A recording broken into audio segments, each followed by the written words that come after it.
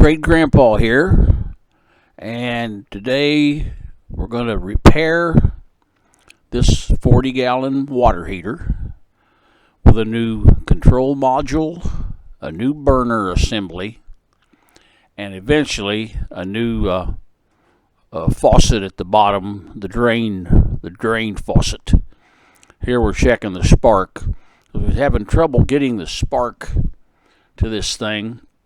And so anyway, we've got a new control module, a new burner, and a new faucet over there. You'll see in a little while on that faucet, or that drain faucet, it's made of a real hard plastic, rubber plastic or something, and it is, I guess it's okay, but kind of like the old metal ones myself. Anyhow, here we're getting the getting off the gas hoses. Of course, the gas is off, it's unhooked from it. And these were extremely tight. I guess it's okay, but they were really tight on there. I'd use that hammer to break it loose. So the main thing on this thing is to try not to bend them tubes too much, and watch your hands down in there, because that's a little bit sharp.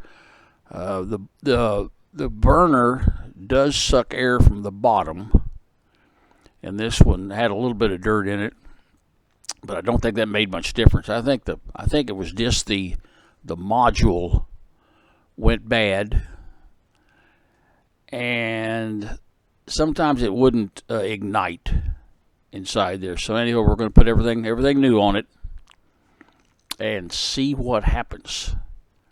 Now, there's the old burner assembly right there, and up to the there we're wiping out the bottom.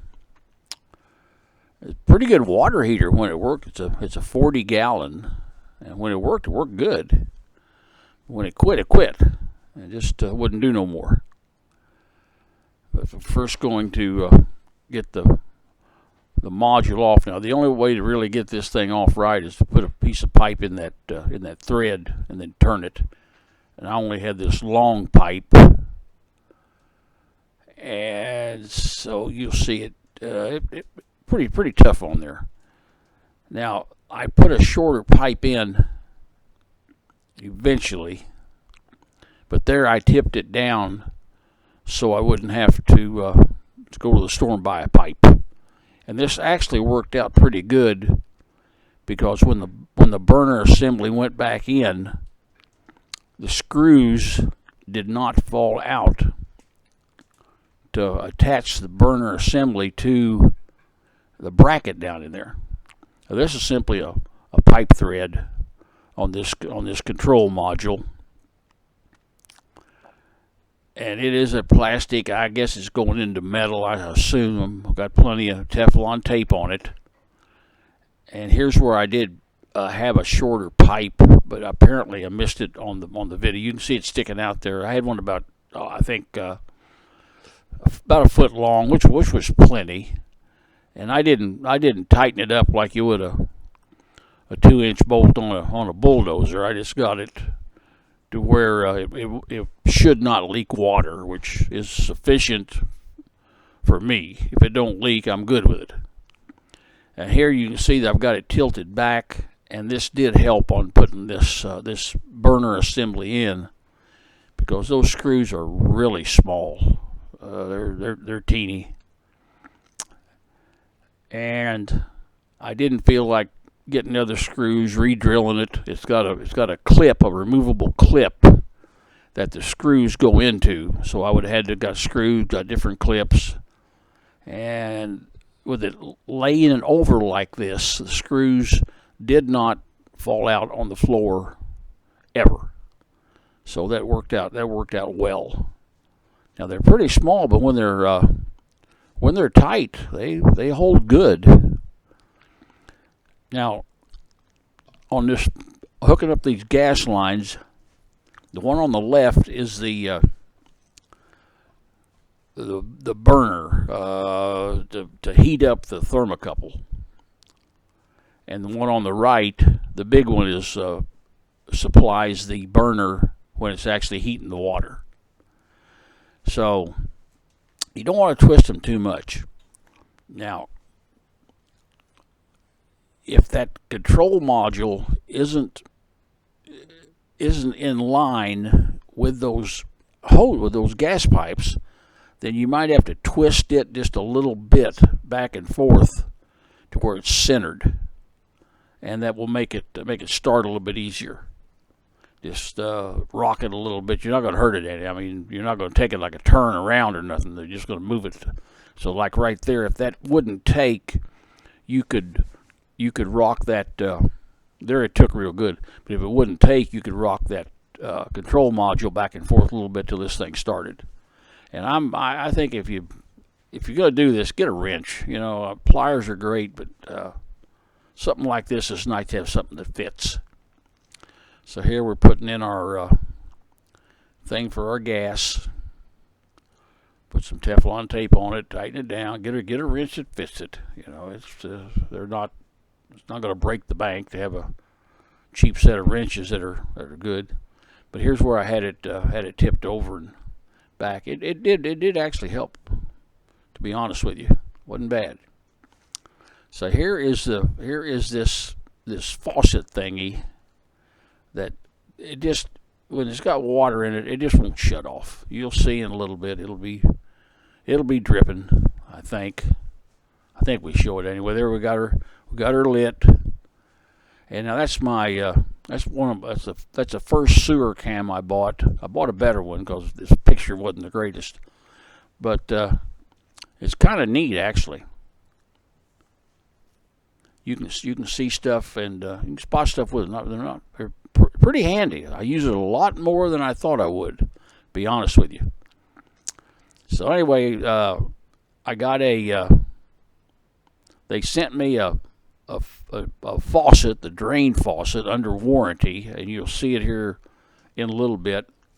And it's made of plastic right there. It's really thick.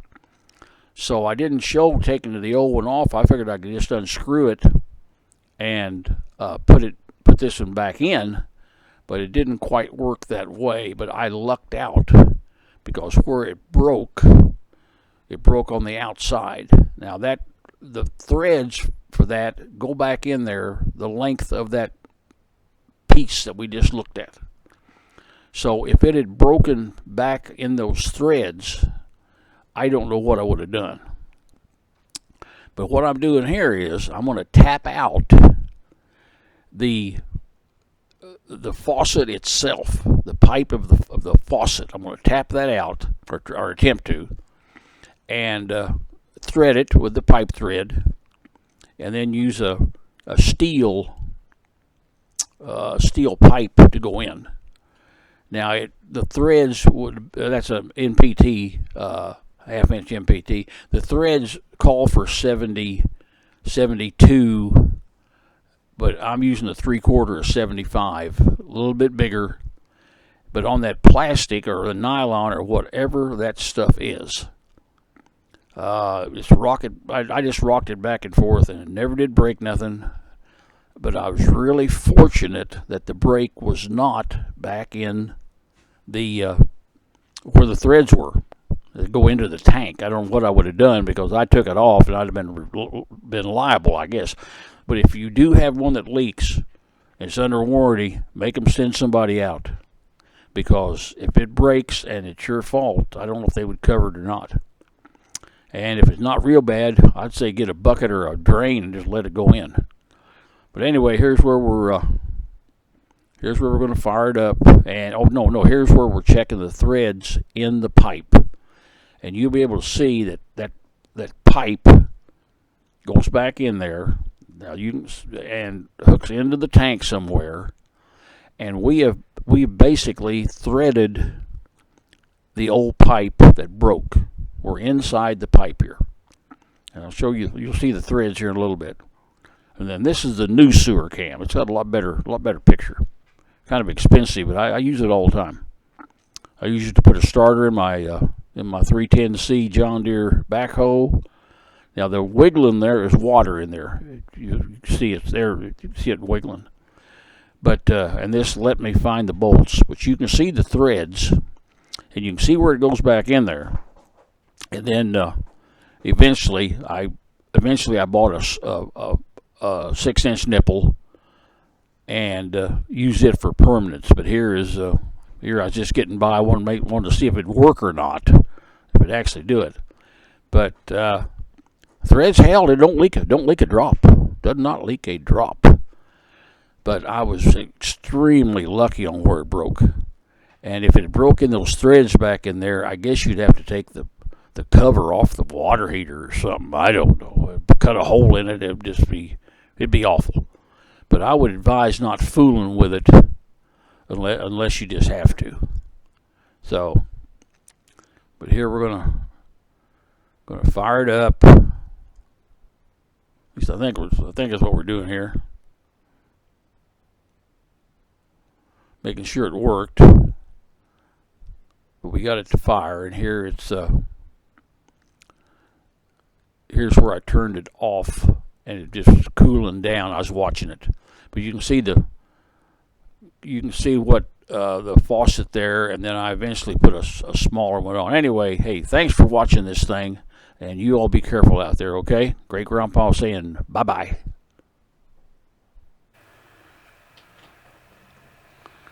Okay, now this is what it looks like now.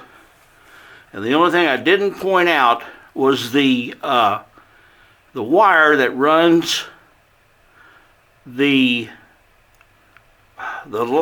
igniter wire, I'll call it. And that is this right here. This is your wire. It just unplugs. Pull it out. I got it working, so I ain't gonna pull it out. Okay? This thing's working, I ain't gonna mess with it. But that's your igniter wire that gives you the spark. Alright? Here's the faucet we got on it now. And it does work good. There's a little dirty water coming out, which don't hurt a thing now and then.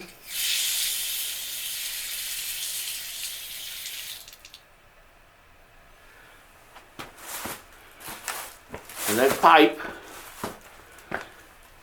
is connected into the inside of the pipe that came with it. And I don't know how many pounds of torque they put on that faucet unit, but once again my advice is do not fool with it. If it's under warranty, make them send you out a plumber. And if it's not under warranty, I'd say live with it. Put a drain up, run a hose to that thing and take it into your drain or something. But you should not, let's see, I think I got part of the thing here. It popped off. Sorry. I kicked the camera. Right here.